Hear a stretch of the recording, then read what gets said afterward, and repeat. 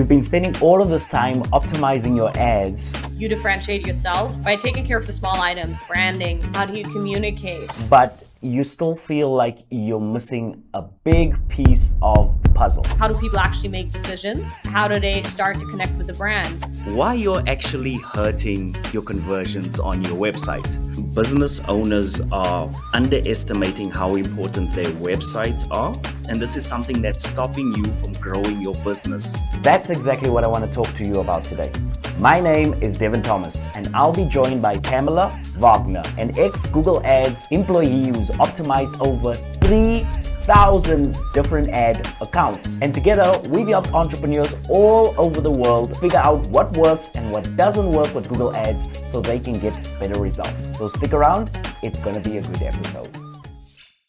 Now, in this episode, we're going to talk all about why you're actually hurting your conversions on your website. Now, I know that sounds kind of strange, and I know a lot of you are not doing it on purpose, but what we want to talk about for the next hour is a couple of things that you should look out for and a couple of ways that you might be unintentionally causing people not to sign up or not to buy on your website.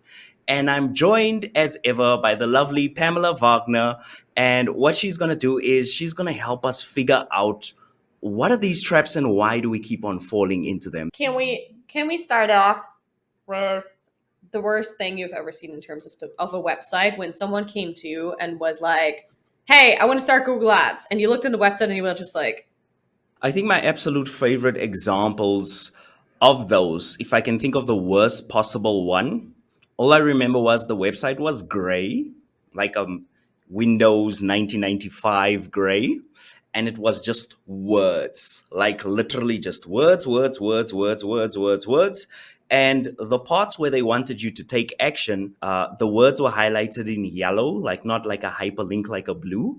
And even worse than that, the part of the website that wasn't gray would switch over to a kind of bright orange. mine would be about mismatching fonts and colors when there was an introduction of a new logo, which included one new color that wasn't properly replaced. Like the old one wasn't properly replaced with the new one everywhere. So you would see like the old logo in the tab, and then you would have the new logo on the website, but then still some buttons were like the old color, and then the logo was the new color. And I think it was like 3 different fonts. They were wondering why their conversions had gone down. We kind of need to talk about why these are all big deals. Like some of you are saying, but Devin, most website backgrounds are gray. Most website backgrounds have wording on them. And Pam, most website have logos on it. So what's the difference if there's like variations on logos? So what do you think would be the main thing that you want people to understand, especially visually, about a website and why it gives you such a massive boost when things are aligned visually? One thing we have to understand is how the brain works in terms of congruency. Our brain loves congruency. So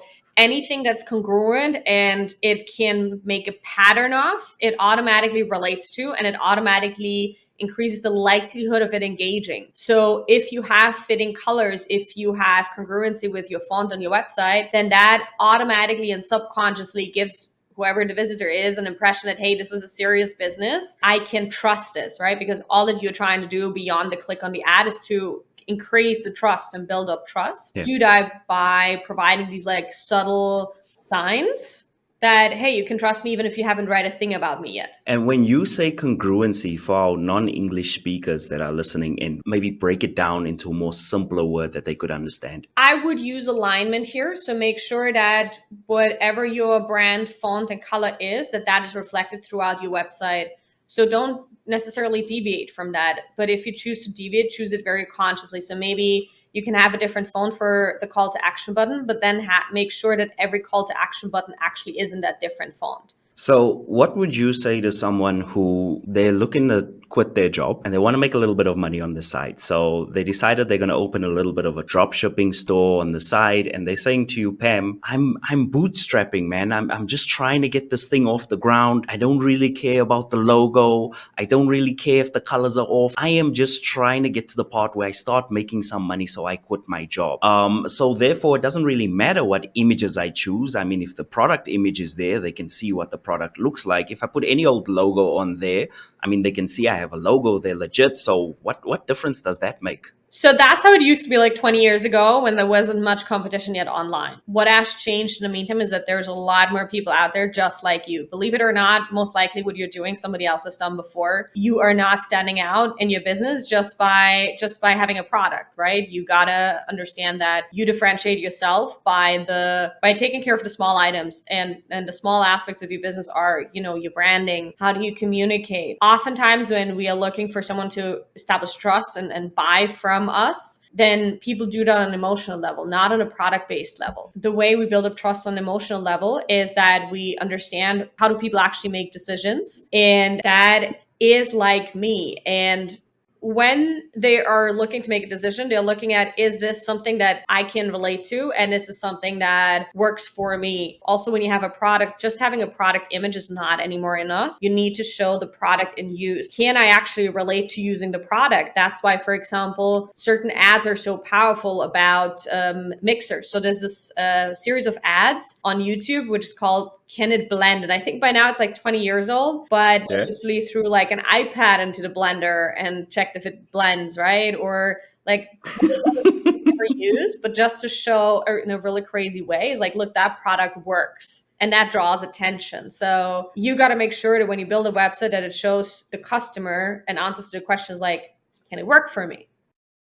Now, 9 years ago, I used to work at Google. And 8 years ago, I founded my own ad agency, Ajala Digital. And since then, we've helped over 3,000 advertisers all over the world grow with Google Ads. No matter where they're based on this globe, they have one challenge in common. They are usually tired of having to figure it all out on their own with ads and not getting the return that they're looking for. If you're currently tired of your ads, if you're tired of figuring it out on your own, and you need help of a real specialist and expert, then feel free to reach out. Check the link in the description below.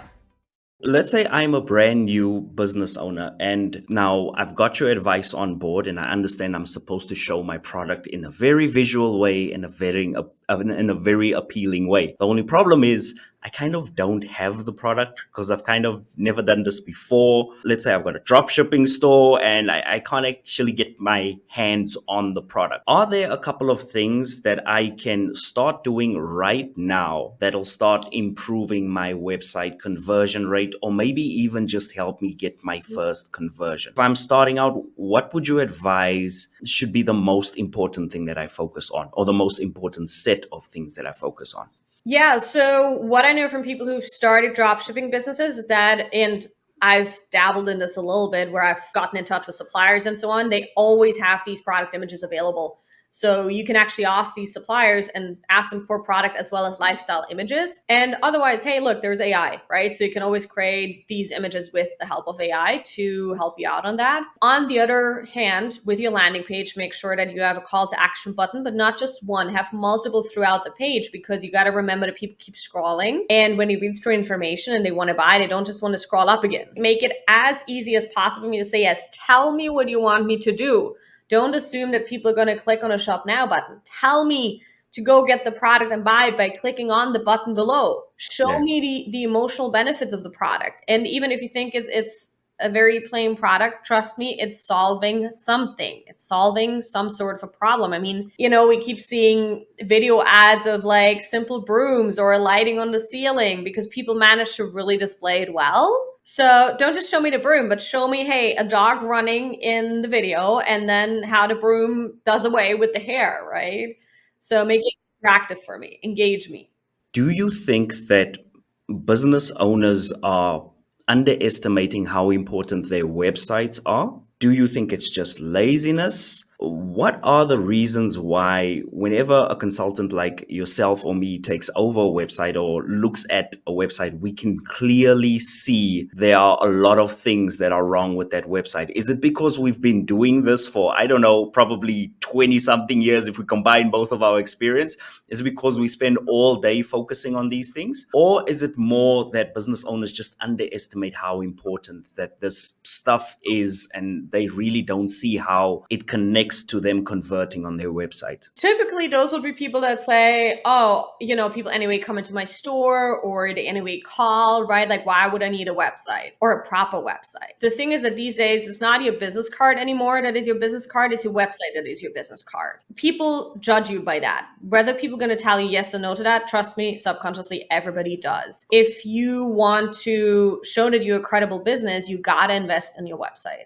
There's no way around. Even if people call you, give them a first impression, right? Give them something to look at. Show them testimonials, right? Like, imagine if they call you and have already seen testimonials versus they haven't seen any yet. Whole different conversation, because on the one hand, your website has already answered the question of like, will this work for me? Yes, because it works for others. And on the other hand, there was nothing yet. So you'd spend much more time trying to convince them to buy from you. Your website is a really important tool to kind of like warm up your leads, make the yes in the end a little bit easier for them. When I started my business out, I was actually doing website. I wasn't doing Google Ads. I was literally doing websites, and every single website that I came across, I used to like look at these websites, and I used to ask myself, like, how are these companies still in business? Like, how do they manage to stay in business? And what I've noticed is a lot of companies have they have their initial 5 years where they want to push as hard as they can on the marketing front. So they want to make sure their business cards are good, the branding is good. And eventually what happens is you start getting a few clients and you start stabilizing. I won't say the reluctance, but that's usually where you start getting comfortable and you start just leaving your website as it is. And eventually what happens is the new guys come along, they've got beautiful new websites. And what happens is they start taking more and more of your market share until eventually you're in the desperate position where you have to change your website. And this is the scary thing.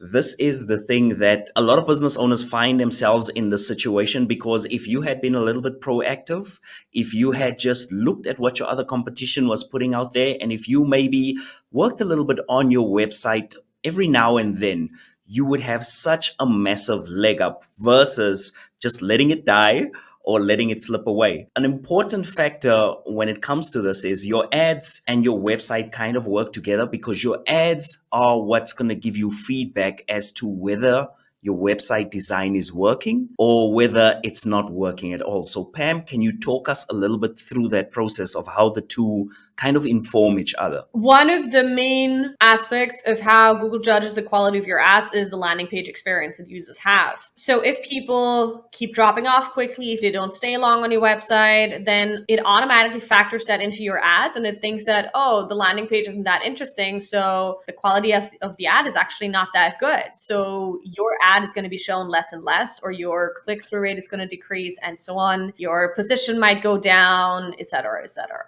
From time to time, you also got to update your website. And that's almost the same with ads, right? It's not just that you create campaigns once and then they run forever. You also got to optimize them. What I see for business owners that are usually very heavily driven for like phone calls or something, update the website once a quarter.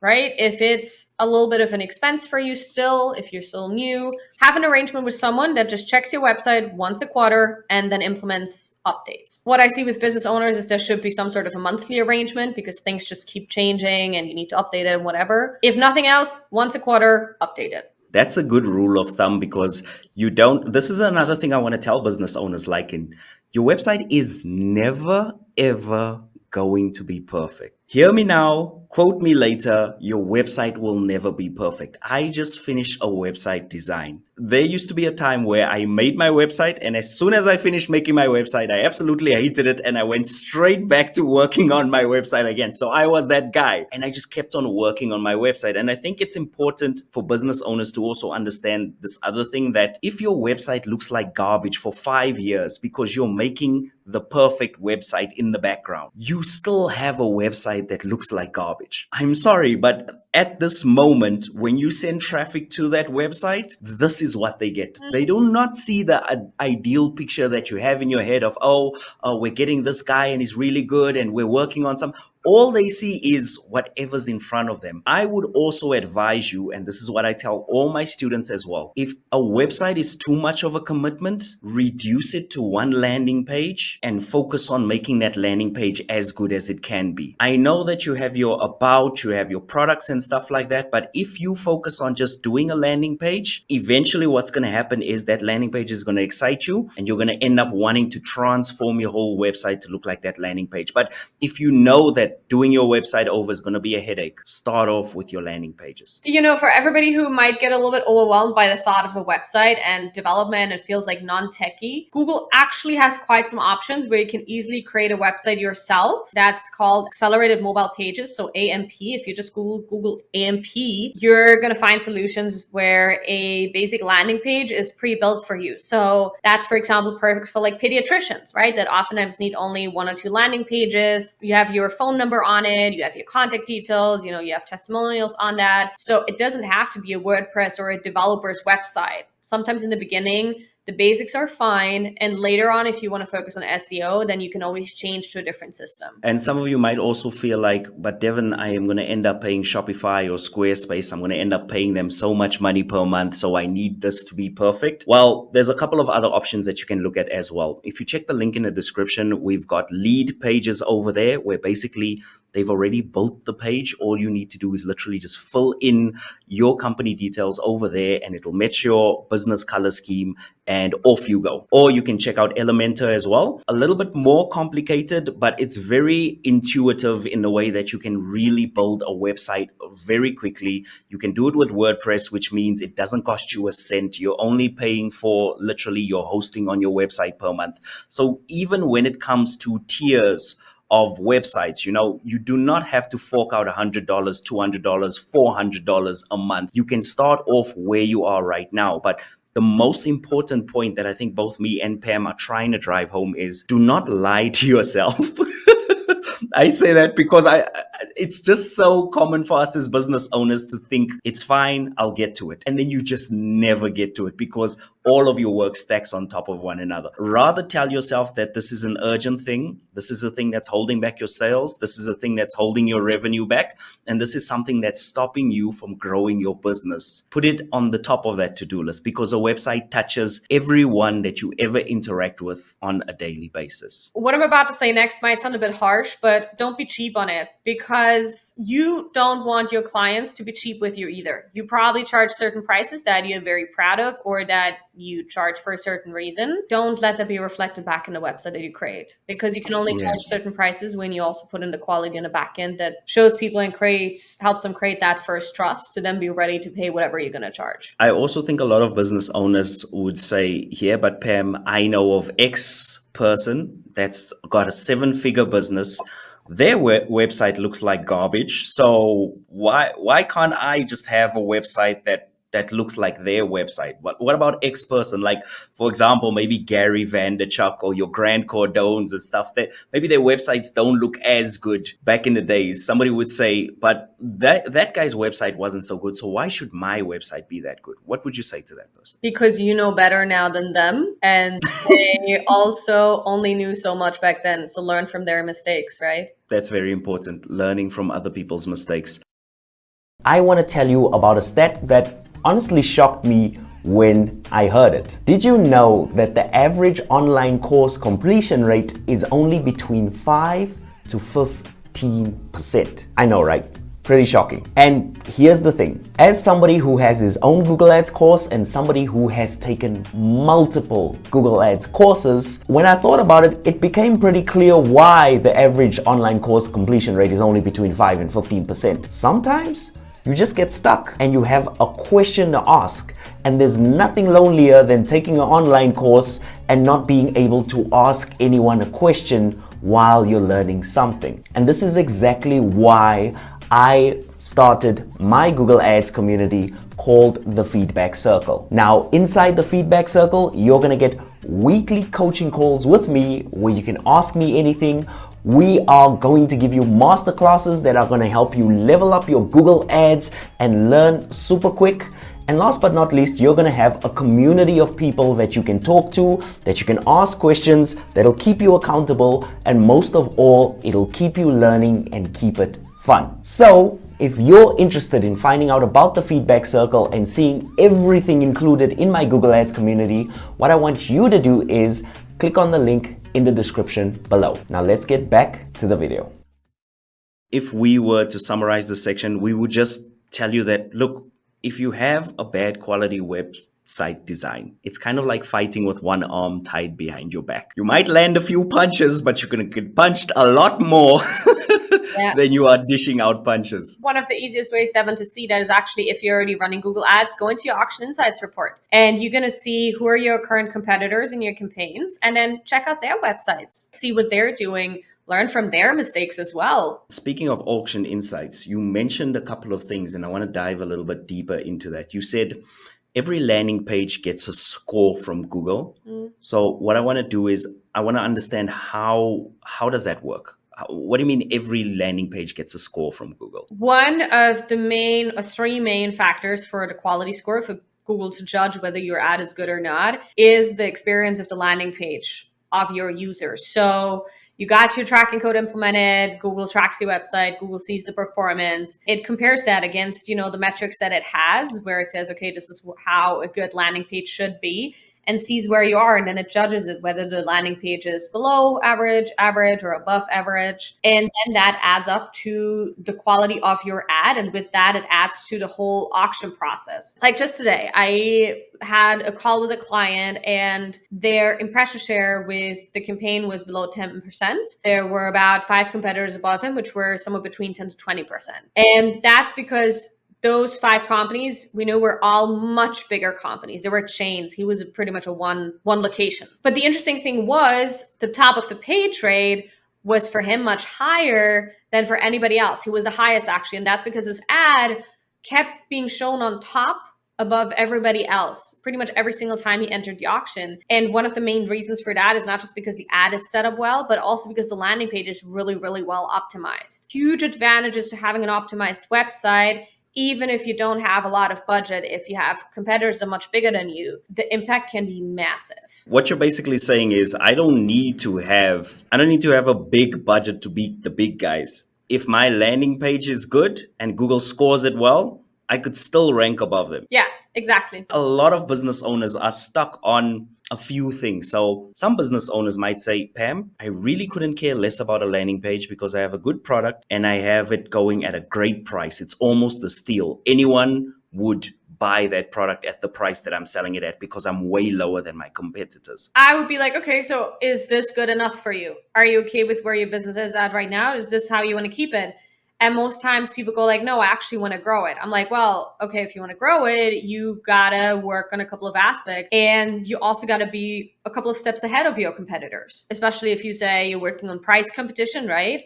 Then being able maybe to upsell something would be a good opportunity, right? Because people are like, oh, I got a steal here. Oh yeah, just let me spend another couple bucks and it's fine. If you add something that's like 50% of the normal sales price, imagine you suddenly make 50% more revenue. Like there's a lot of potential with simple tweaks in the sales process as well as on your website to increase your revenue. And I've never heard anybody who said to me, oh, I don't want to make more money. And also remember, just because somebody else, like your competitors, aren't doing it, doesn't mean that it's a good idea to not do it. I'll give you an example straight out. So most agencies work with a 60 or 90-day pay range.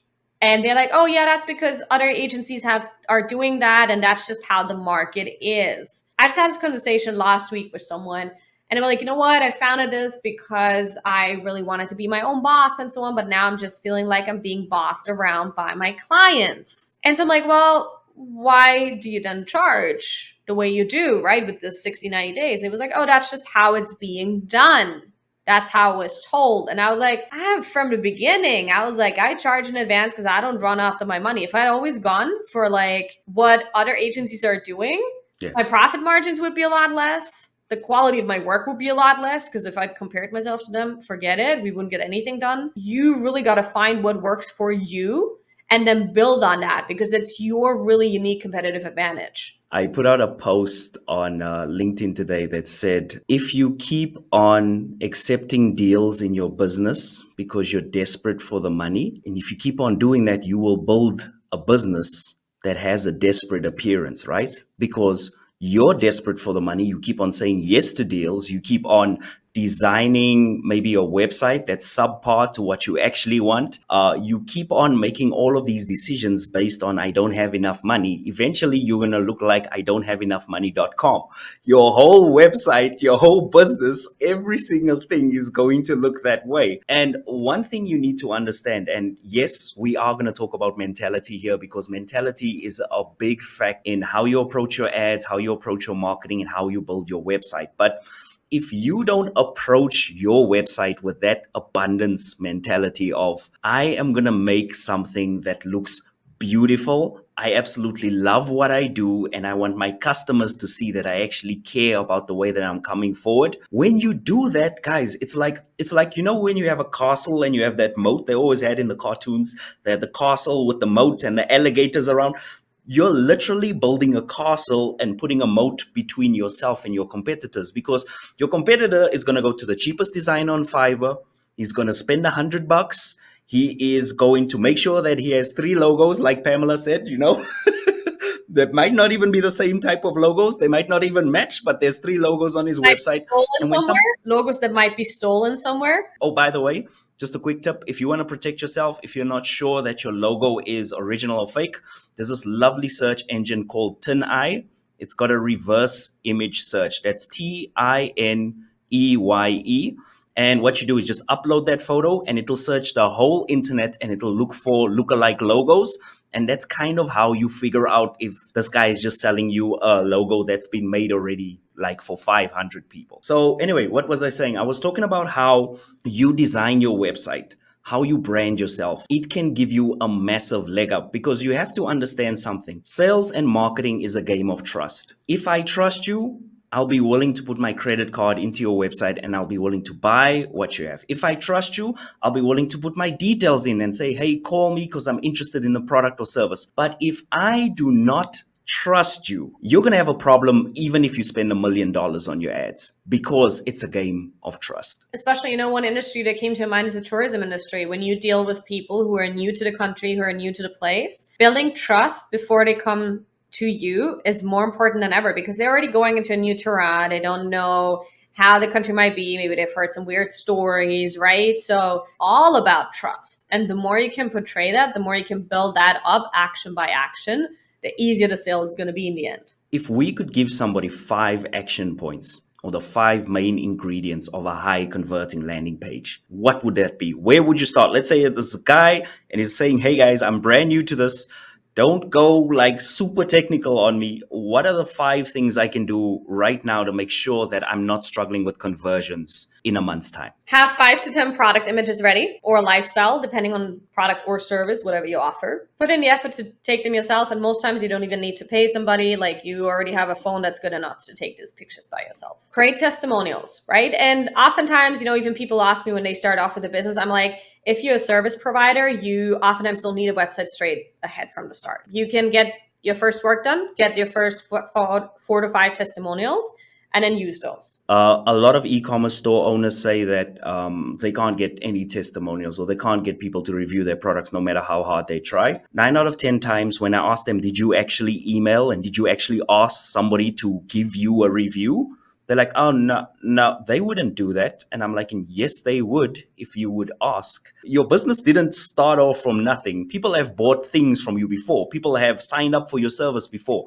It's your job to go back, even if you served somebody a year ago and say, hey, I did your logo for you that time. Would you mind just writing a short sentence on my website just to say how the service was? Even if it was the worst logo I've ever made for you, please just give me that feedback so I can put it on my website. And 9 out of 10 times, it'll happen. People will just do it because people are nice like that. And if you're not sure where to go, just go on YouTube and literally type in how to ask for a testimonial. And you're going to get tons of videos literally giving you scripts of what to write to your client. So we got images, we got testimonials, then brand. Invest in some sort of branding, right? So you got the color clear, you got the font clear. That's extremely important. Fourthly is decide on a call to action so that is congruent.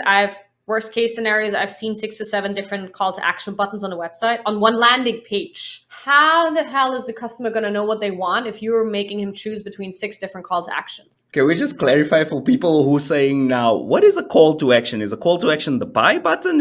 What is the call to action button? Yes, it's pretty much the button that tells people which action to take, right? So that could be register, sign up. Obviously, there's ways to be more creative with that, but keep it simple in the beginning. Then in terms of the website copy, this is probably going to be the most difficult part. Especially if you're already wondering about, how the heck am I going to do a website? For the copywriting part, you have 2 options. Either you say, you know what, I have a little bit of money, I'm going to outsource this to a copywriter. Or if you're going to do it yourself, don't just talk about a product. So what I always tell people is use as little as possible we's and I's and my. Talk in the third person. Show the customer how that product is going to help him solve his problems, how that contributes to his or her life. This is a bit easier for women than for men, actually, because men are usually straight to the point. It's like, buy this, we got XYZ and whatever. And women are more emotional. So if you are a guy, try to bring in more emotional words. And I mean, you can go to websites like thesaurus.com, or you can use any kind of AI tool to give you suggestions. But think about, what is the emotion when you hold the product in the hand? What do you want the customer to feel? And then incorporate that in the text on your website. Ad copy is so massive that you could have the best design landing page in the world, but if your wording isn't right, it's going to be bland. And if something is bland, it's boring. And if something is uninteresting, you're going to look exactly like your uninteresting competitors, and the client's not going to know what to do, so they will go for the cheapest price. What you want to do is you want to show the customer that you understand them, you understand where they're coming from. And here's where logic and emotion plays a big role. People don't buy for the reasons why you think they buy. When it comes to your own business and your own product, and I find a lot of business owners struggle with this, don't be so into your product that you're not into your customer.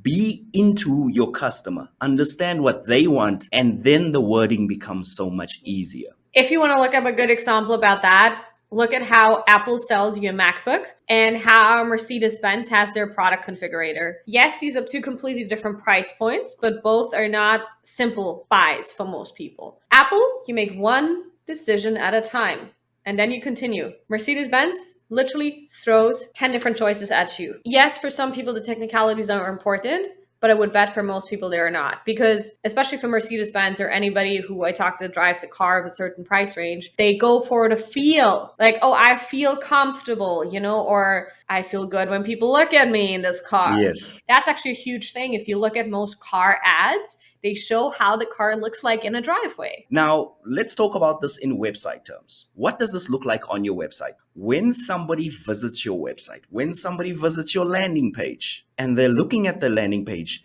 can they see that product or service in their lives? If you're selling a vacuum cleaner, show the vacuum cleaner, but show it on the beautiful white carpet. People want to know what their lives are going to be like once they buy your product or your service. They don't care how strong the vacuum cleaner sucks up the dust. They couldn't care less about that. You might care a lot because you're dealing with manufacturers and suppliers all day long. But what people really want to know is, hey, what's the benefit of this in my life? How is my life going to be better once I get your product or your service? If you manage to encapsulate that in your website, even if you have a landing page that's only 3 scrolls down, you will end up converting so much more than your competitors. One thing I wanted to ask you is, let's say I'm designing this website. I've got it in front of me. Do you think that mobile is more important, or do you think that desktop is more important? When I'm looking at this and I'm saying, okay, which one should I focus on more?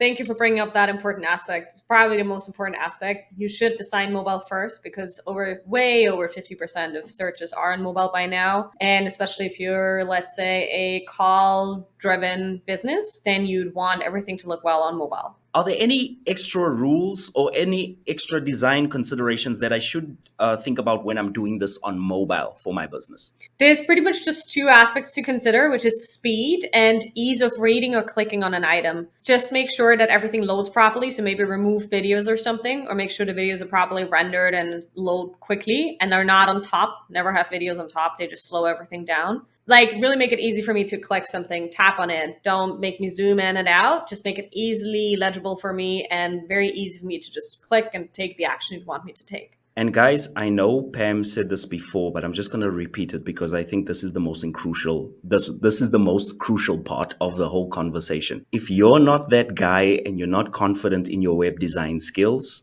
there are people out there designing websites all day long. They do not charge that much, and they are amazing professionals. So sometimes as business owners, we need to get out of this habit of feeling like you should do everything yourself. You should answer the phone yourself. You should reply to every email yourself. You don't have to do everything yourself. If you feel like you're not confident in your web design skills, if you feel like you're not confident in your website, the way it's looking on mobile, yes, it will cost you money in the short term, $500, $1,000, $10,000, but with all the money that you'll make back off ads, off marketing, off just people seeing your website and deciding to work with you, guys, it might actually be the best choice that you make in your business this year. Yeah. So the reason why we're bringing this podcast episode for you now is when we find you and that website doesn't convert, we're just going to send you this podcast episode. We're not even going to talk to you. But what we don't want you to do is we don't want you to bump your head. It's better for you to implement all of this stuff now, even if you're new in business, even if you're about to start a business, than to really suffer for 3 years just because you wanted to save every penny you can. Trust me, it's going to make things so much easier. And just like, imagine the website is done. Imagine it's working for you. Clients are coming to you. When they call you, they're already pre-sold, right? It's just easy for you. Instead of like closing every, fourth call, you close every second call now. It's going to do so many things for you that makes things along the way easier, that, trust me, the whole business experience is going to be better for you and smoother, and hopefully going to make you more money in the end. We have to get into some news now, since we're nearing the end of this podcast. Yeah. So how old is Google now? Google is 23 now. So Google Ads technically. So the first popped up in 2000.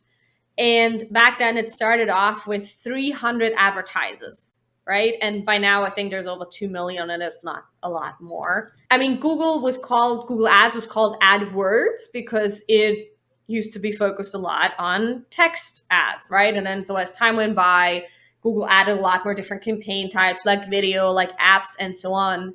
And that's why then in 2018, they rebranded from AdWords to Google Ads. So if I hear anybody out there say AdWords 5 years after the rebranding, please just don't. Google Ads. I swear to you, I still read that and it just Me too. Me too, all the time. All the time I get AdWords. All the time. I'm like, people, if you rebranded your company, wouldn't you want other people to call your company the new name? So there's been a lot of changes over the years, attribution models and the whole GDPR. And I mean, we're getting into some real advanced terms here, but I think what we keep seeing, and I mean, is that Google just changes everything quicker. So to give you an example, I used to work at Google in 2014 and 15. And back then, when we had a change, it was max once a quarter, if not once half a year. And then the whole team prepared for at least 1 or 2 months, right? So how are we going to communicate it to the customers? How are we going to teach them about it, and so on? And by now, you literally have changes in Google Ads coming up every other month or so. What year did you start using Google Ads? 2014. 2014. Okay, that's good. Because I also started, I started 2016. We're going to look at 2014 right now. Tell me, what was your biggest shock when it came to all of these changes that Google Ads made? And I'm talking about, when I say biggest shock, what impacted you the most in terms of how you worked with your clients from 2014 upwards? I think I'm fairly neutral. I'm not really like a person that goes like, oh, Google Ads is doing this and it's hurting me. But I'm not a fan of Performance Max campaigns because that takes away real insights and data from people and from advertisers, and I can't do anything about that. With like when it introduced YouTube campaigns and video campaigns, cool. That was, I can work with that. But now all the new campaign types it's just introducing is just less data. It's less control, and I don't like that. I liked it because Google Ads was really cool in terms of data. You could very easily say, because of that metric, that ad performance went down, or if I change this, then I know XYZ is going to happen. I learned to love it because of that very straightforwardness of data and actions that you could take. I mean, I had this conversation with a client where it was like, hey, what do you see like with people, like how long does it usually take for like campaigns to work? And I was like, honestly, 2 years ago, I would have told you probably like 4 to 6 weeks. In some instances, if you're lucky, a week or two. But by now, literally, you can't tell because every other quarter things are different. I mean, we tried a Performance Max campaign earlier this year with one client, and then we turned it off because it didn't work. And then same setting, 6 months later, we turn it on again and suddenly it works. Just more unpredictability. I had come and I'd learned everything I needed to learn about Google Ads between the 2015 to 2020 era. And like Pam said, it was a very stable era. You could easily predict that if you did this and this and this with a campaign, you would get these results. And sometimes you'd get some weird data, but the data was always there for you to look at. It was never hidden. It was never like squeezed away in some weird report that you kind of had to pull out. It was always there for you. And what I started noticing is, number one, the keyword match types were starting to get very weird. Like you would choose a phrase match and all of a sudden your phrase match would show up for just weird keywords. Like, for example, you could have a keyword of cooking book and then you would show up for cooking appliances.